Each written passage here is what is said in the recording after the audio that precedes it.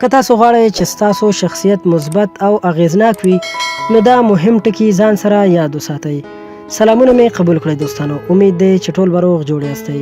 دوستانو که غواړئ داسې شخصیت ولرئ چې د خلکو پام ځان ته واړوئ نو هڅه وکړئ په مثبتو لیدلورو خپل ځان خلکو ته معرفي کړئ او دا ټکي په پام کې ونیسئ. اول، په ځان باور ولرئ.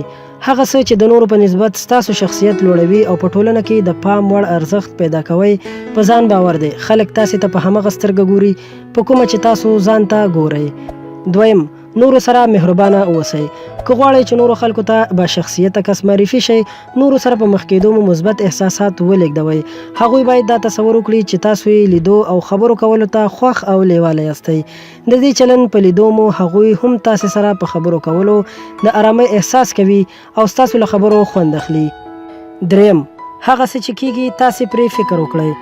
که مو داسې فکر وکړ چې د مقابل لوري چلند سوړ او له کبره ډک دی او یا په ډېر تحقیر کوونکي انداز تاسې ته ګوري نو په ډېر احتمال له همدې ډول چلند سره مخ کیږئ. که مو تصور وکړ چې د مقابل کس رفتار ډېر صمیمي او له مینې ډک او په عامه لهجه خندنی دی ډاډه اوسئ چې په چلن یې نه ناهیلي کیږئ او زړه مو نه درماتوي.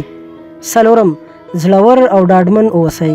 زړورتیا د شخصیت جوړونې اړین او ضروري اصل دی. هڅه وکړئ هر کار سره د مخ کېدو په صورت کې ځان بې پروا او زړور وښیئ او مقابل کس ته دا احساس ورکړئ چې له هیڅ ویره او هراس نه لرئ.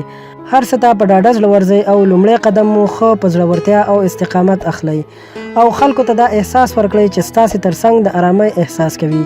په دې کار سره د خلکو ترمنځ د باشخصیته او ایډیال کس په توګه پیژندل کیږئ. پنځم، باډي لینګویج یعنی د بدن ژبه مو کنټرول کړئ.